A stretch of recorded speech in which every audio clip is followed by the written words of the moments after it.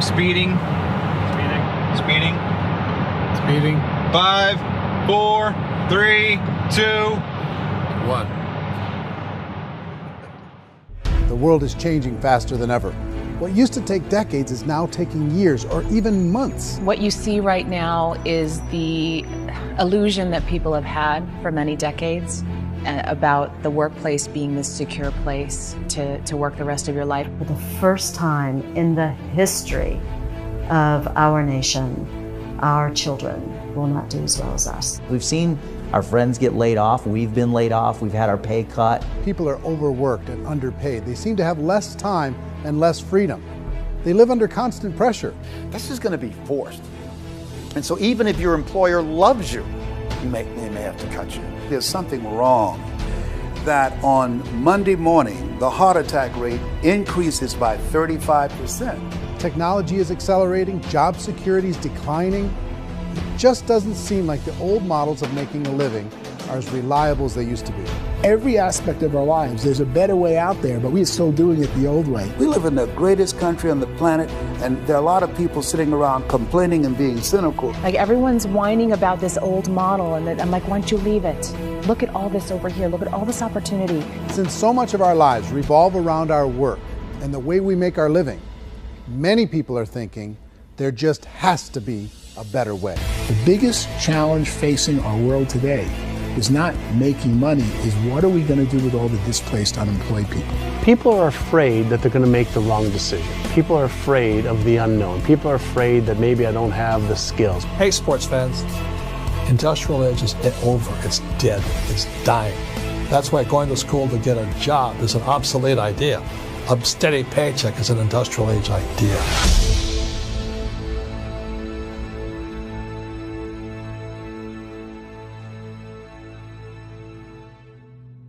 It's the search for answers that has brought us here together today. My name is Eric Worre, and for almost 30 years I've been an entrepreneur, struggling at times, but ultimately succeeding. As a best-selling author, speaker, and business owner, I've spent my entire career helping millions of people around the world to become entrepreneurs. And I believe strongly that there is, in fact, a better way when it comes to how we make a living. The career landscape has changed dramatically, and many are still working in a model that is completely out of date. What worked for previous generations isn't working as well for people today. In this film, we're going to explore 3 important questions. First, what's really going on in our working world today?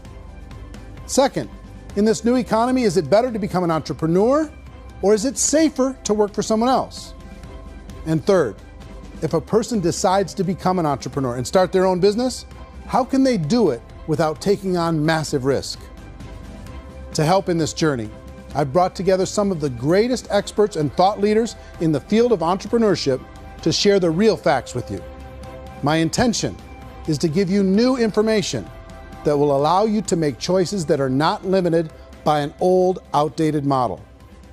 Let's start by understanding what's going on in our working world today.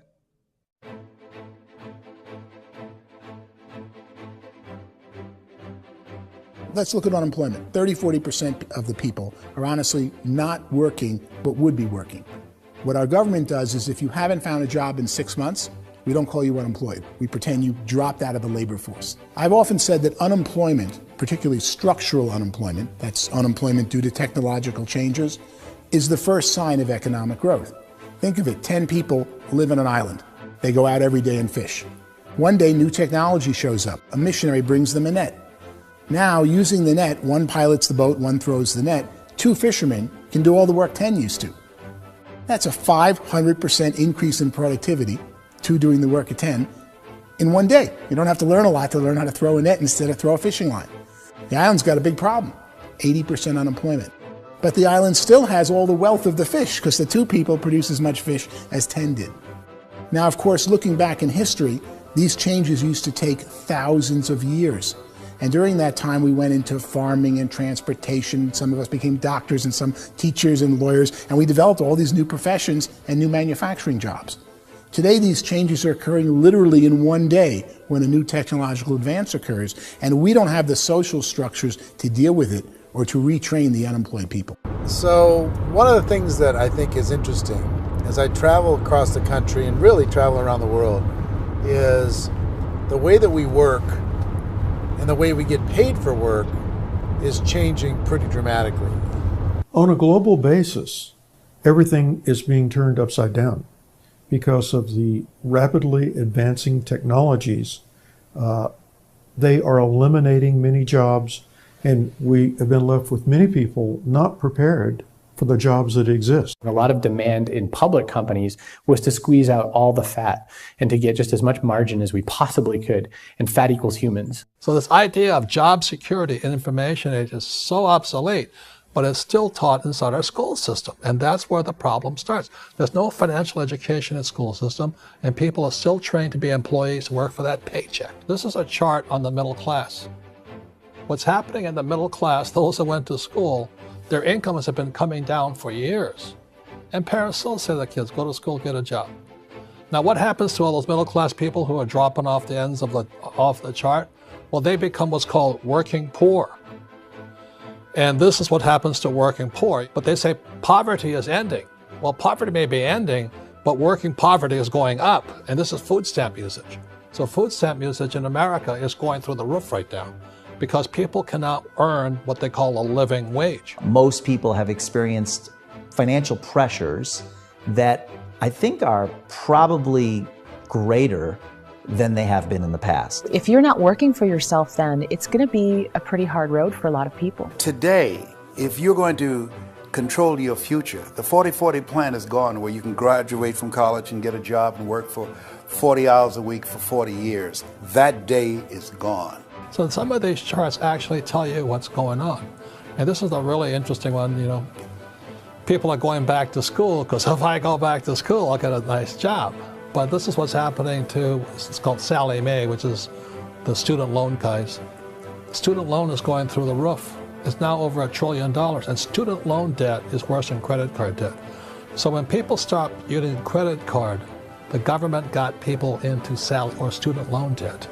And the problem with student loan debt is you can never be forgiven. See, with credit card debt, you can declare bankruptcy and all's forgiven.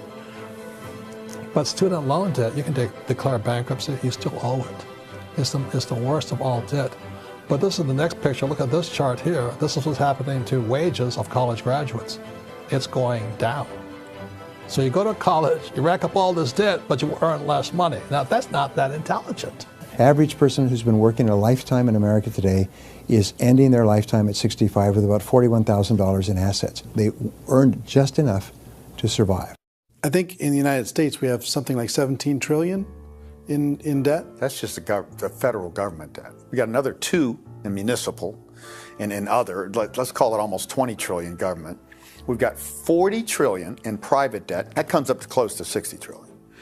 When you then add something we never had before, what you were talking about, when we look at the unfunded portion of Social Security and primarily Medicare, Medicaid, that at the most conservative estimates from outside firms, Kleiner Perkins, 67 trillion and growing.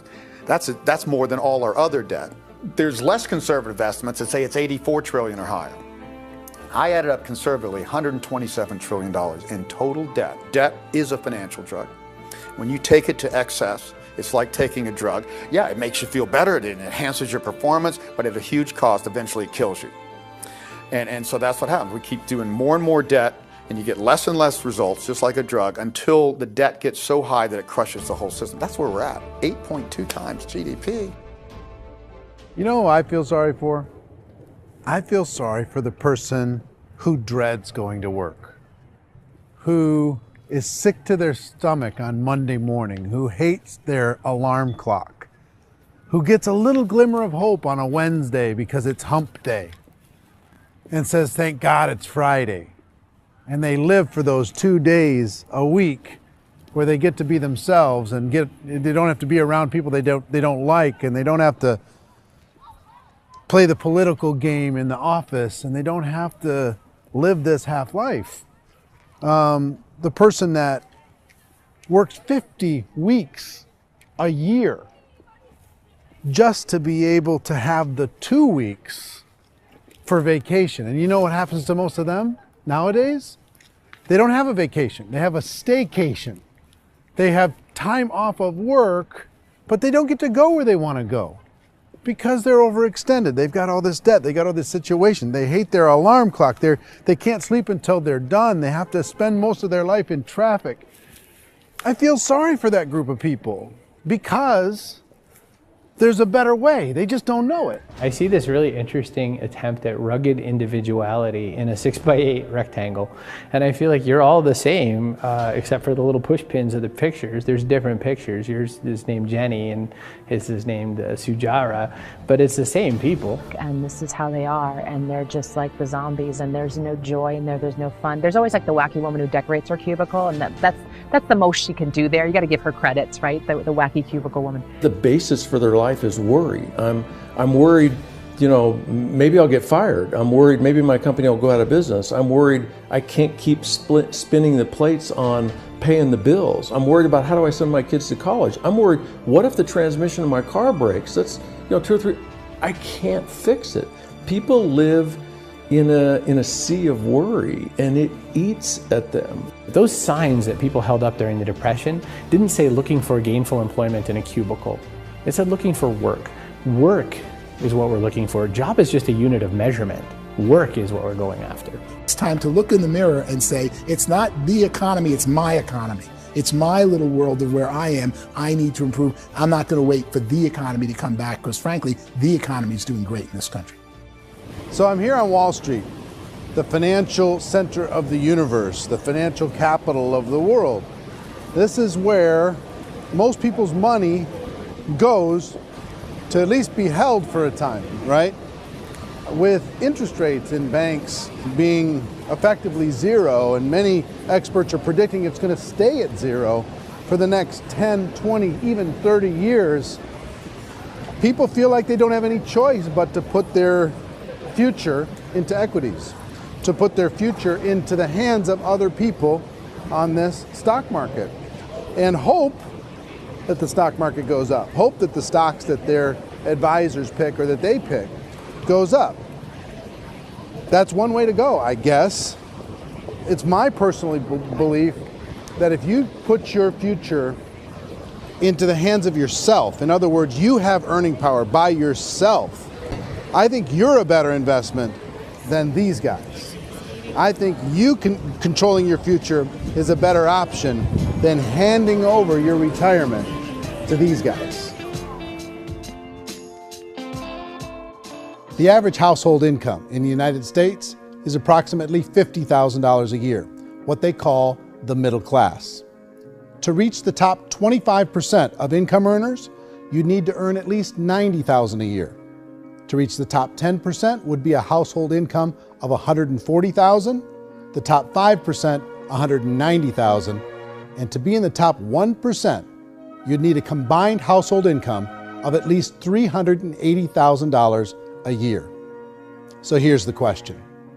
What do you think would give you the best chance to move up and get to the top 10%, the top 5%, the top 1% or beyond? In my opinion, and in the opinion of many, many experts, the answer is to become an entrepreneur, to become your own boss. I think you have to be a business owner. I can't, the only time I ever say to someone it'd be great to be an employee is when they've already told me they've surrendered. I only tell people who are wounded spiritually that they should be an employee. And it's that feeling that you get when you pick up the backpack off the little Cub Scout and say, "Don't worry, little guy, we'll get you back to the camp." You know, it is in no way a kindness when I tell someone they'd be a great employee. The other status symbol really increasingly is lifestyle. And people can own their own business, maybe even work out of their house. That, I tell you, people admire that, like, gosh, I wish I could do that. The spirit of the entrepreneur is to be a risk taker and to be resourceful and unstoppable and to have a vision of yourself beyond where you are and not willing to settle for life as it is. Think about the great entrepreneurs. They're visionary. They have heart. They're willing to do today what others won't so they can do tomorrow what others can't. Personally, I don't think of the new economy, the old economy. I create my own economy. The entrepreneur's in control. I decide what the economy is going to be like. In the world of entrepreneurship, there are no limits. you can make as much as you want, depending on how much you want to work and how smart you are and how great a team you put together. There's no more lifetime rewarding business than being an entrepreneur. Why in America, where anyone could be anything, would people want to give up their freedom and become effectively a modern-day slave, told shut up and be here every morning at 7:30, leave at 5:30, and do what I tell you?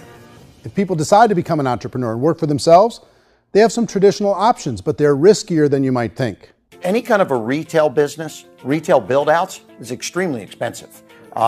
Even just these small little yogurt stores where they're putting little yogurt machines and you get all the different flavors, you're spending $200,000, $300,000, $400,000 to open a yogurt shop. I would love to buy a Dunkin' Donuts, but it's a $500,000 or so to start. I don't quite have that just in case money. Risking lose it all, and most guys do 2 or 3 times, and even big guys like Branson, because I'm such a fan of his, half his companies don't work. If you make $1 million, your problems are going to go. If you make $1 billion, your problems are really going to go. Just the opposite. You and I know when you're making $1 million, you get $1 million responsibilities. You make $1 billion, you got 1,000 times $1 million responsibilities. And most people say, I'd love to be my own boss. 70% of Americans would love to be their own boss, according to recent polls. But they don't know how to get there. Because what are you going to do? One, you could buy an existing business. If somebody's selling an existing business, you have to ask why. Usually because it's probably hard. It's probably not making as much money as they hope. 2, they could buy a franchise. A little less risk, proven system, but it's expensive to be able to do that. 3, they could start something from scratch. And that's where a lot of people feel like, I don't have the chops to do it. I don't have the money. I don't have the product idea. I don't have the expertise. I don't have whatever it's going to take to be able to get there, and I can't risk my family to do it. So 4th, they could become an investor. A lot of people in this town invest to try and figure out a way, but you got to be pretty smart with that game too, right? Venture capitalists, who are the very best and most sophisticated in investing in new breakthrough businesses, make it on 1 out of 11. That means 10 out of 11 are mediocre or fail. Most of them fail. That's the risk there. An angel investor is lucky to get 1 out of 15 or 20. A business is a team sport. Like, I have to have accountants, I have to have engineers, I have to have system designers, I have to have sales, marketing, I have to have accounting, I have to have mission statements, I have to have legal and all that. The average Joe Schmo, even me, I go out there, I don't have the skills to put a business together. I think the bottom line for the 4 traditional options is they take money, sometimes a lot of it. They take expertise, and they take time. All of that adds up to just too much risk for most people. I bought a business from somebody else and it was a lot of work. And you start wondering, what did I just buy? Because I guess ultimately I own your email list and I just overpaid for it. People that start their own business, they spend a lot of money, they spend a lot of time, a lot of effort to get things started. And the more you invest on the upfront, the harder you typically work at it. Well, I can tell you what the success rate is of a restaurant. What is it? They're crazy enough. About 90% of them fail. About 90%, in how quickly? Year or less. Wow. And if we're talking non-franchise, we're talking franchise, Sure. That's totally different. Yeah. But our students aren't getting franchise restaurants. You got to invest big money. Exactly. And with someone like McDonald's, you've had to work with the company for a long period of time, really know the To even have a chance at investing $1 million. have a chance, and it's a slim chance. What if there was a way that you had all the proven aspects, the comfort aspects, and you could still control your own life? What if there was both? In other words, you didn't have to create everything from scratch. You didn't have to be a super leader. All you had to do, what if there was a proven product already? You didn't have to create the product. And there's a proven system already, proven training already. Everything except an employer. That was the only thing that you didn't have. Do you think more people would be open to working for themselves in that environment?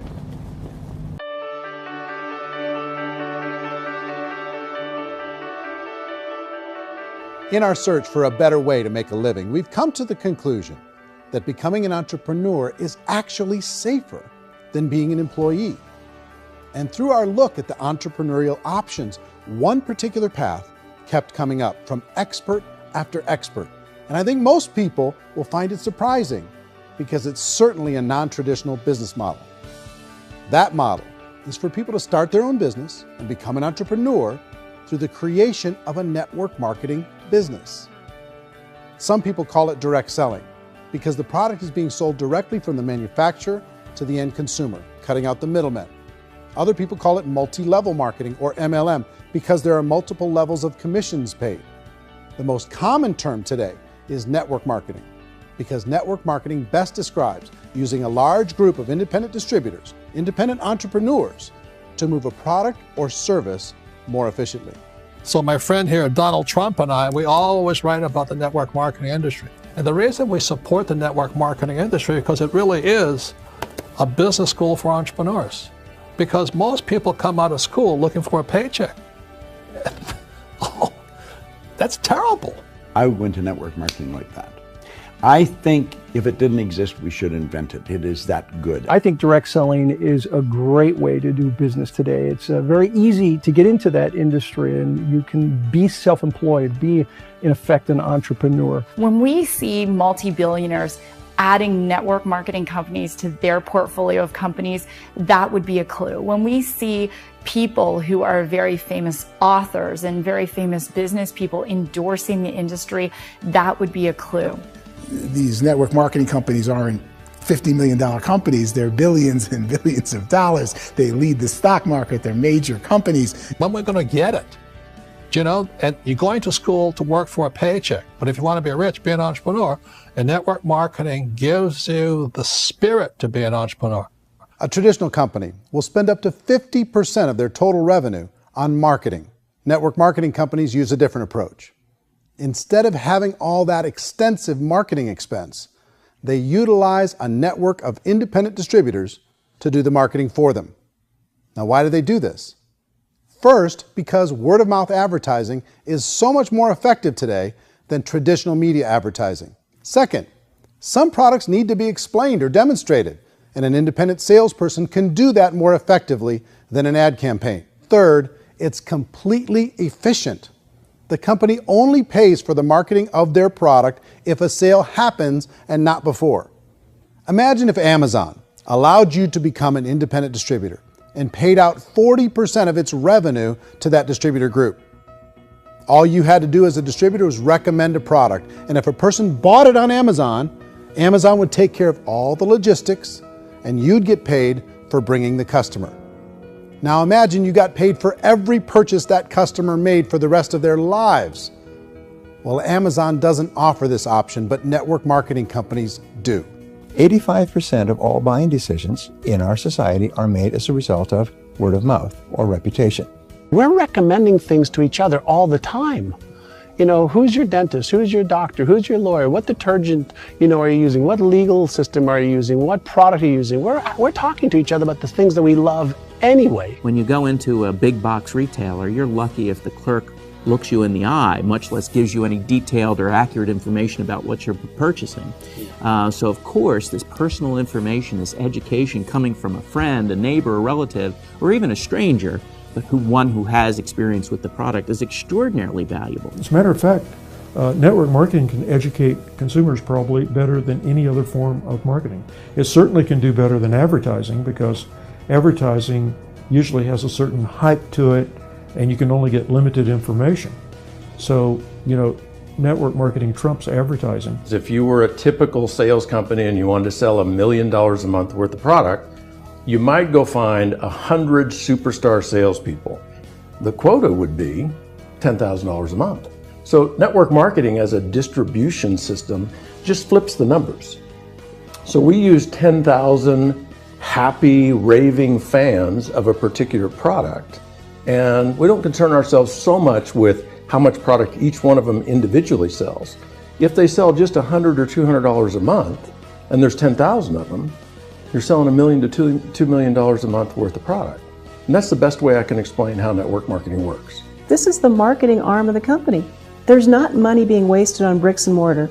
There's not money being wasted on inventory that's sitting stagnant somewhere. There's not of employees standing around that don't have customers. These are people that are going to connect with customers. These companies allow people to become independent distributors for extremely low cost and with no minimum time or sales quota. Essentially, they own their own business and can provide as much or as little sales as they choose. In other words, the distributor gets all the benefits of traditional business ownership without the risk. The advantage of network marketing is the ease of entry, the low risk, and the low startup cost, because almost everything else has very high risk. You can get in for a minimal investment. You're buying into a system that's already been proven, products or services that have been proven to work. The keys to network marketing is providing an opportunity for the masses to get involved, providing an opportunity for the average person who doesn't have the resources to start their own business. All of this so far is fairly straightforward, but network marketing offers another benefit, and it's this benefit that makes it so interesting for entrepreneurs. Network marketing allows a distributor to build their own network of other distributors and then compensates them on the sales created by that entire group. Direct selling is, at its base, very simple. It's the sale of a product or service to an individual on a face-to-face, one-on-one basis, just the way we're talking right now. But there's an important element as well, and that's the offering in conjunction with that sale of product, the offering of an opportunity for someone to make something of themselves. No matter what your social status is, no matter what language that you speak, I mean, look how many unbelievable people are becoming successful that speak every kind of language out there. What an awesome gift to give the world. Instead of having to work your way up in a system and prove that you could be a sales manager, they just decided everybody can be a sales manager. Everybody gets to build a sales team from day one. And so what that brought into the system of growth as a direct selling company is the concept of compounding or geometric progression. Because now you can actually grow a sales force very quickly because everybody is enrolling people in their own sales force. People who are like, oh, this is weird, I'm building a sales team. Or what do you think you do at a regular company? How do you think a regular company works? Network marketing is the only industry that doesn't say your past determines your future. It looks at your past and says, okay, now what can we train you to do so you can have a great future? Every other employer out there wants to exploit you for what you already know, not teach you something new. Network marketing has the potential to save the United States and the world because it's going to teach people not to be employees, but to be entrepreneurs.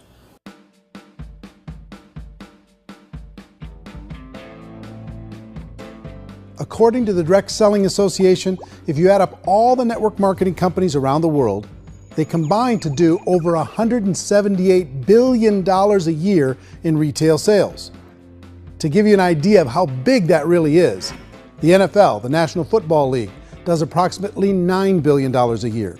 The music industry does a little more than $16 billion a year, and the movie industry does about $80 billion a year.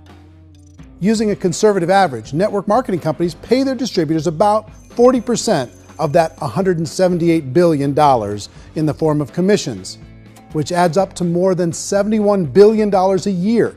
That's almost $6 billion a month. It's almost $200 million in commissions every single day.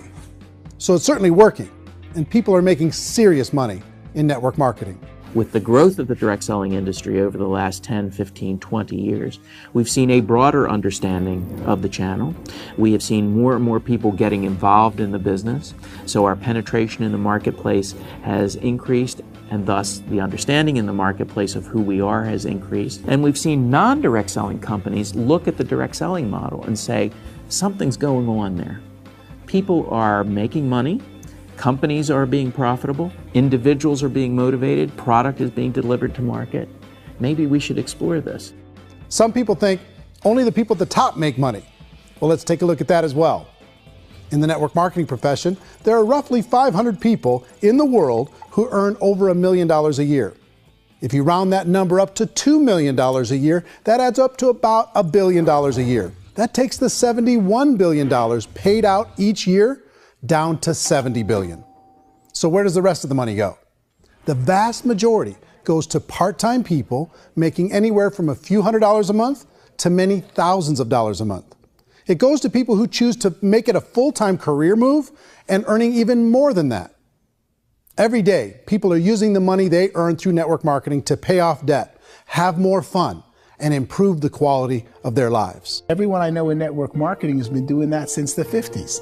They go to work when they want to go to work. They stop working when they want to take time with their children to have a leisurely breakfast and discuss issues and driving to school. They go back to work when they get home, wherever they're working out of. The biggest thing that I've seen is people that have become much happier in their life. MLM has probably made more millionaires of more people in more countries, and I've spoken to them in 67 countries, than any other single form of business, starting from nothing. If they have a choice between working a job for the next 10 years or working a network marketing business for the next 10 years, the result of working the network marketing business will be better.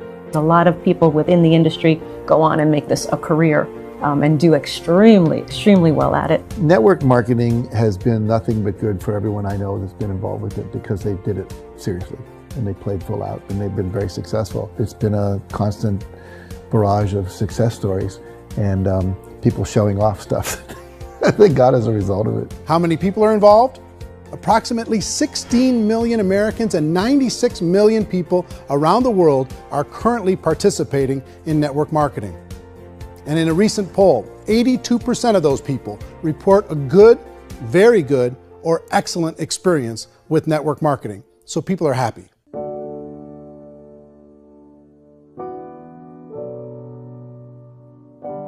So I've taken a look at the network marketing profession and really tried to understand why so many people are confused as to the validity of this as a business.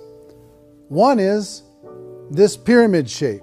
People get really messed up with this pyramid. Oh, it's one of those pyramid things. So I just think there are a lot of haters out there who really don't understand the industry and say, oh, it's a get-rich-quick scheme. It's a pyramid. Well, corporate America is a pyramid scheme. You know what I mean? It goes like this. You have thousands of MBAs, let's say working for Ford or General Motors or Coca-Cola. If all these MBAs, they're all trying to get to here, that's a pyramid. Only one guy's going to make it. Every 10 years, one's going to make it. Whereas you look at network marketing, it's like this. So you're here, and your job is to develop other CEOs coming up behind you. So it's an inverse pyramid. In network marketing, it's a very simple concept. If you sell product, you get paid. It is paid based on production. There is no first mover's advantage. There is no investment component where the more somebody spends, the more they're entitled to make. So the two are polar opposites of each other. It doesn't matter what shape the company is or the compensation plan is shaped, whether it's a circle or a pyramid or a triangle or a trapezoid, it doesn't matter. If compensation is coming primarily from recruitment, then you've got a problem. On the other hand, if an operation is basing their compensation to participants on the basis of sales, even when those sales are generated by people you've recruited, well, then you're a perfectly legitimate enterprise. That's the legal test, it's the practical test. Another issue that's been true in the past that is no longer true now is people used to be in network marketing loaded up with products that they couldn't sell and they ended up a loser. They ended up with a bunch of product in their garage, they ended up with a bunch of products sitting in their kitchen shelves or whatever, and they thought they could sell it and then they weren't willing to or able to sell it and they ended up with a bunch of stuff and they were bitter about it. There was this thing called front loading where you had to buy if you bought $25,000 worth of product, you got better commissions and all this. Today, it's almost all done by computer. It's direct mail, comes from a warehouse somewhere else. You don't have to have all this inventory. You don't have to stock up. It's a paperless world now. Most of it's done online. You have a back office. It really works. And I mean, the technology has changed everything. Third issue is people start talking about 99% of people in network marketing don't make any money. Well, we've talked about that over the course of this journey together. Almost $200 million a day is being paid out to network marketing distributors around the world. The naysayers, the people who say that it doesn't work, are usually the ones who just don't know how to make it work for themselves. And so they're giving you an opinion, and I tell people, don't confuse people's opinions with expertise, because opinions are free. And don't confuse sincerity with the truth, because people could be sincerely wrong. But here's the reality inside of network marketing. The vast majority of people that get involved in network marketing just become customers and they get involved to be able to purchase product at a lower price. If you take Costco as an example, if a person goes into Costco and gets a membership to Costco so they can get a lower price on the product, we don't call that person a loser because they have a bunch of product that they walked out with with a smile on their face. Yet when some people want to take a look at network marketing, they say, well, those people, they're just using the product and they aren't earning an income, so they must be a loser. They're not a loser, they're a happy customer. That's the vast majority of people that are involved in network marketing. Now, a smaller percentage of those people decide to go build a business. They earn $300 a month, $500 a month, $1,000, $2,000. That's the bulk of earnings in network marketing. And then there's the few that really decide to take it serious, really decide to build a large network, really work to make that network very, very productive. And those people make huge amounts of money and there's no cap. What I do as an outside economist, just somebody looking at this industry like any other industry I speak and say, look, what's the realities of this? 1% do incredibly well. 10% generate some additional income at pretty low risk and effort. That's not, and 90% of people roughly end up customers. One thing that I think is real when it comes to people's perceptions about network marketing is people put this, and distributors, I think, involved in network marketing have some responsibility for this. They have sometimes unrealistic claims about the product or about the income. Most people who become distributors, they want the money, they want to be successful, but they don't have the skills.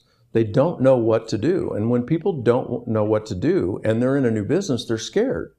And when they're scared, they panic and desperation kind of sets in. So they think everyone they talk to has to get in.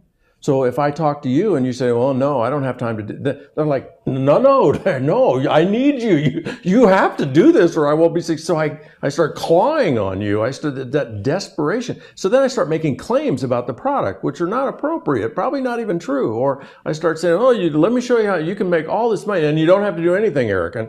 And so you just totally misrepresent the opportunity, and you're clingy with people because you think you need everybody to be successful, and you don't. You know, one of the messages that I try to deliver most forcefully to companies as well as salespeople in direct selling is that you don't have to overpromise.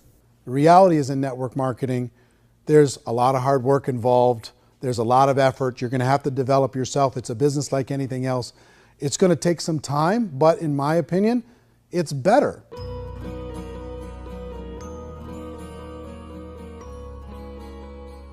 It's light years better for people starting today than it was even 5 years ago. I think it's more widely accepted now, and people understand it is a business. It is being an entrepreneur. It is being a business owner. Our belief system is based upon our evaluation of something.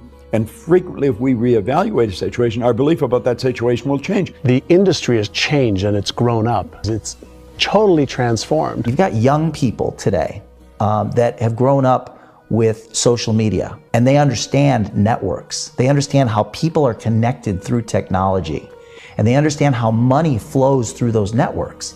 So when they see network marketing, they don't see it the way their parents saw it. And we've all learned, the larger industry that you represent, has all learned from those mistakes and flaws and errors that have happened early on. Early algorithms didn't work the right way. That's all fixed. It's like when they design a computer program, they design the program, then they run it, and then they go back through and they debug it. The MLM industry has been debugged. This is the day of being virtual, being able to run a business from your mobile phone. I mean, it's incredible. Companies are getting smarter. They're implementing more consumer protections. They're implementing more compliance training.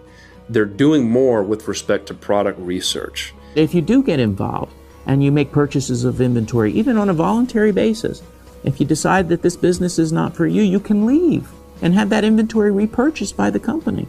There's no other business that offers that kind of protection on a voluntary, self-regulatory basis.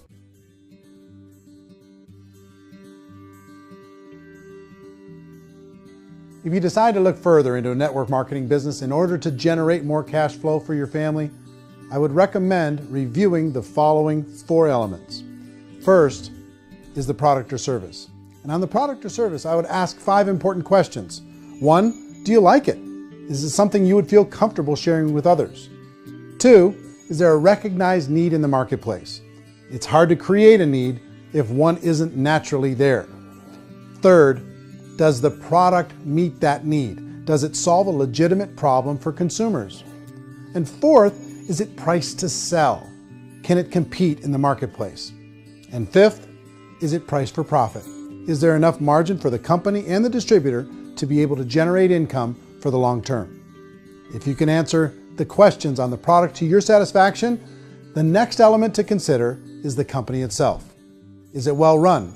Do you believe in the founders or the management team? Do you feel they have what it takes to go all the way? See, it doesn't matter how good the product is if the management can't take care of the company.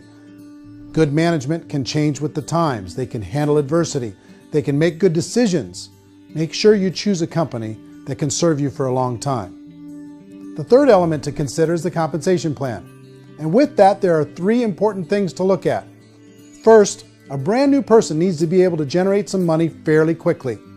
It may be an obvious reason, but you can probably imagine the ripple effect of a distributor getting involved and having even a small victory fast. That can only help with the overall success of the organization. Second, a person should be able to develop a moderate part-time income in a reasonable period of time. As they develop their network and as their sales grow, they should be able to enjoy more benefits. And third, for the people who are really serious, for those who decide to really go pro in the network marketing profession, there should be the possibility to make a serious full-time income if they work hard and are committed to developing their skills. If you're comfortable with the product, the company, and the compensation plan, the last thing you should look at is the support that will be made available to you. Does the company have a website? Does it have a solid online reporting tool? Do they have comprehensive training available? Do they host events to help you build your business? If you decide to do this, what kind of a support system can you plug into? Choosing a network marketing company is a personal decision. But evaluating the 4 elements of product, company, compensation plan, and support is a great place to start. Is the company promising that you're going to get rich quick or that you can make a lot of money without a lot of effort? That's a red flag. Is there a product that you really believe in that you think can be sold? Or are you being told by salespeople or the person who's trying to recruit you or by the company itself that don't worry about the product, all you have to do is recruit other people into the business? Red flag, warning sign. If you're hearing that, take a second or even a third look. Get to know the customers, the products, the business, have some success, and see where the opportunities might take you to move up in the organization. You want to find out how concerned are they about my education, my training, and my development? Is there a space for me to grow? Most important question. Learn everything that you can about the product. Make sure it's something that you believe in, and learn everything you can about the industry and work that system. You have to be very passionate about whatever that company is doing. I would get involved. You can always test drive anything, the product, the service, the community, and then lean into it a bit. If it feels good, then lean into it a lot. Behind me is the Lincoln Memorial. And this is a place where Martin Luther King Jr. had his famous "I Have a Dream" speech. And at that speech, he talked about his dream for equality for everyone around the world, and that's a noble dream. But I think more people need to remember what it was like when they were kids and the dream was still alive in them. Before it got beaten out of them by reality, by this paycheck, by these responsibilities, and by having to live for this job to pay the bills. I think people need to remember that, go back to that. Once they know that there's a better way, I think their future is going to be much brighter. They can live a better life.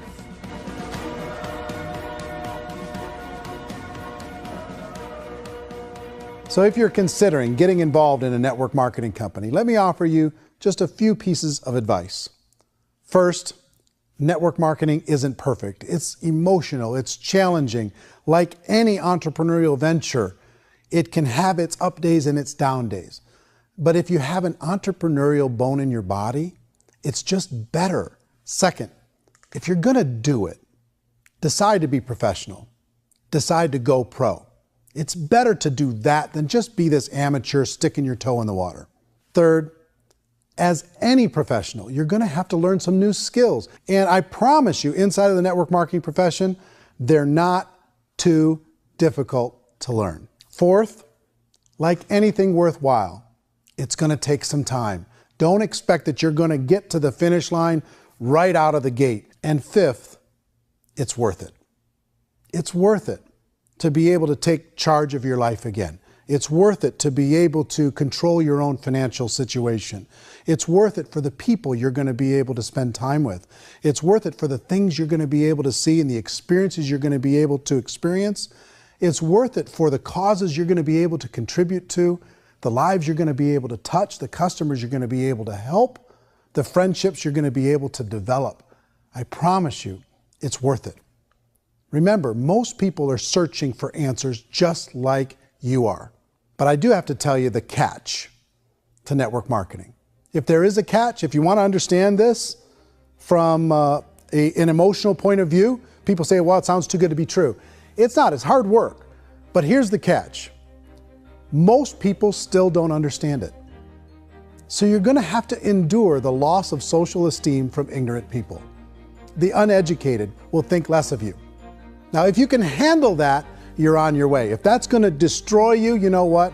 Entrepreneurship in general probably isn't in your future. If you can face that catch, you can become unstoppable. I want everyone to really contemplate this if they're not in network marketing. You're in a job, you probably have a mortgage, you have rent, you have debt, whatever's going on. You're in a prison. You work just hard enough to keep them from firing you, and they pay you just enough to keep you from quitting. Come on! I've been there, done that, and bought that t-shirt. In network marketing, if you run into failure, it's really just a homework lesson for yourself. There's no one to blame. You really have no excuse not to be successful. You just don't. People don't want to hear that, but there's so much available to you. If you want to be a good network marketer, be a student to the people above you, be a fellow traveler to the people on the same level, and be a teacher to those below, and know when it's appropriate to do which. People who are not afraid of asking people to buy things, or not afraid of persuading people with a chance they may say no, these people own the future. Nothing happens until something moves. So you got to go move, you got to go do something, or nothing's going to change in your life. In the beginning, you're going to do a lot of things that you don't get paid for. But as you go down the road, you get paid for a lot of things that you don't do. And your job is to rehabilitate the spirit, the entrepreneur spirit in all of us. You get it back. Either give it a strong yes or a strong no, but no wishy-washy, dilly-dally stuff in the middle. There's dreams and there are nightmares, but I believe that the biggest nightmare of all is when you don't pursue your dream. You're going to see some monumental growth in this profession. It's an exciting, exciting time to be involved with the network marketing profession. The next 10 years, I see just exponential growth. When that tipping point comes, it's not a matter of asking somebody, have you ever heard about network marketing? You're really asking them, which company are you building your wealth in? We are here to fix the world, to improve relationships with other people, to improve other lives. And the real reward comes as an entrepreneur in any level from teaching somebody something and watching them soar. There is no greater reward.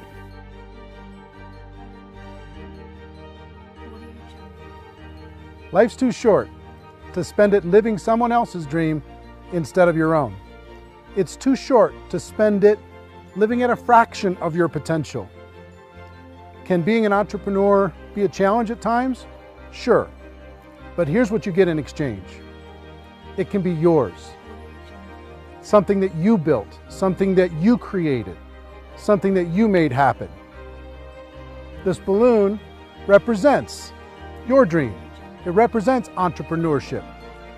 My wish for all of you is that you would reach out and grab it. The choice is up to you.